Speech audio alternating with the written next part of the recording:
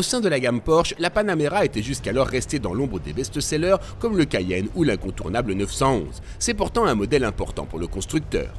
Porsche n'a pas inventé la berline de luxe, mais Porsche a inventé la berline de luxe sportive. Donc une voiture qu'on a sortie en 2009, qui s'est vendue à près de 150 000 exemplaires, donc une contribution très importante à la croissance de Porsche. Et la nouvelle Panamera qui est à côté de moi, elle reprend que 3 choses de l'ancienne: son nom, son concept et son badge. Tout le reste est différent.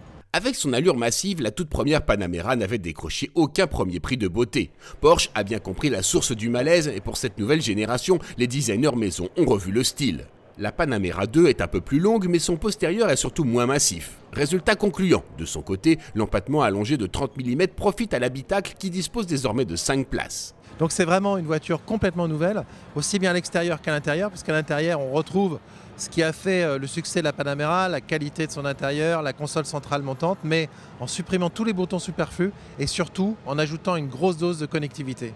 La gamme ne reçoit que des moteurs biturbo, allant de 422 chevaux pour la version diesel à 550 chevaux pour la surpuissante Panamera Turbo qui peut désactiver la moitié des cylindres en conduite tranquille. Le reste du temps, elle offrira des performances de pointe, 0 à 100 km/h en 3,6 secondes et 306 km/h en vitesse maximum.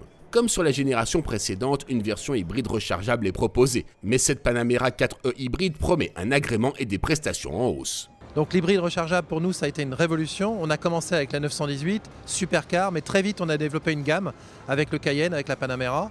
Là on est déjà sur la Panamera, la 3e génération d'hybride.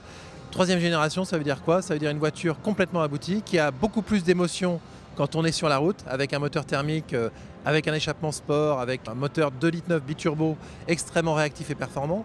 Mais quand on est en ville, on a maintenant 50 km d'autonomie. On a une batterie qui permet de rouler jusqu'à 140 km/h sans émission de CO2 et une voiture qui est avec 462 chevaux, aussi performante sur circuit que dans un centre-ville interdit au moteur thermique, ce qui pourrait arriver demain.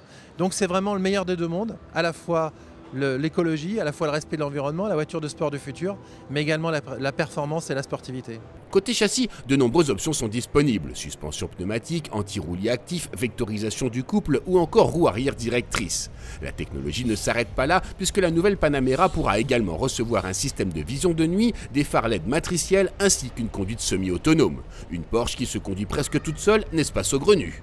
Une Porsche, dans un monde où il y a de plus en plus d'aide à la conduite, de conduite autonome, etc., va apporter l'essentiel, c'est-à-dire le plaisir de conduire, l'émotion d'être dans sa voiture. Mais vous savez comme moi que quand on est dans un embouteillage, qu'on soit en Porsche ou dans une autre voiture, on perd son temps. Et pour un embouteillage, pour les trajets urbains, c'est très important d'avoir des fonctions d'aide à la conduite qui vont se généraliser, y compris chez Porsche. Maintenant, une Porsche, c'est fait pour rouler sur les petites routes, pour rouler parfois sur circuit. Et là, on a vraiment besoin d'avoir un volant, d'avoir une voiture qui est réactive, qui est dynamique, avec une sonorité, une puissance, une émotion qui se dégage. Et c'est là qu'avoir une Porsche prend tout son sens. La nouvelle Panamera est d'ores et déjà disponible à la commande à partir de 110 222 €.